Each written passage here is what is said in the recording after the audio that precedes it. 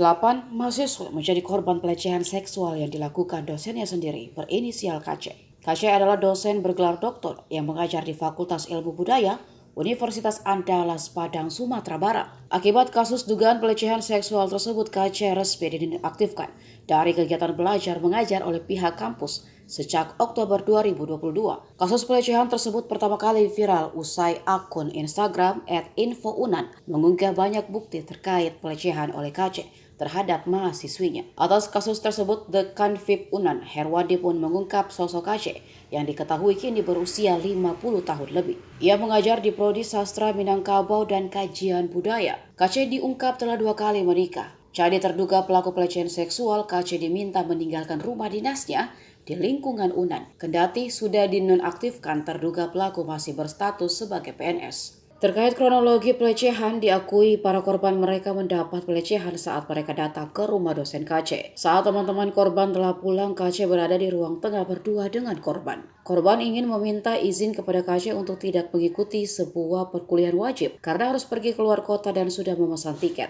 KC kemudian memberikan syarat tidak senonoh dan aksi pelecehan seksual dilakukan. Sebuah rekaman suara yang menunjukkan bukti aksi pelecehan seksual KC diunggah di akun Instagram @infounan. Namun dari keterangan tersebut pemilik akun menuliskan belum bisa memberikan rekaman kronologi full sebab korban mengaku mendapat ancaman dari pelaku. Karena suara dalam rekaman itu menggunakan bahasa daerah setempat, seorang netizen sampai membantu memberikan translate percakapan tersebut.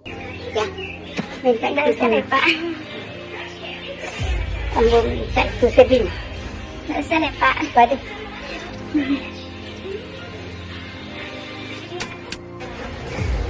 Tapi boleh kan? Minta sedih. Kecunggu. Itu selah dia buat dia. Untung mau PRT yang bola. Hah? Mengapa? Tidak ada yang menyentuh. Tidak ada kan apa-apa. Maaf di. Tidak ada Pak. Sekali lagi tak.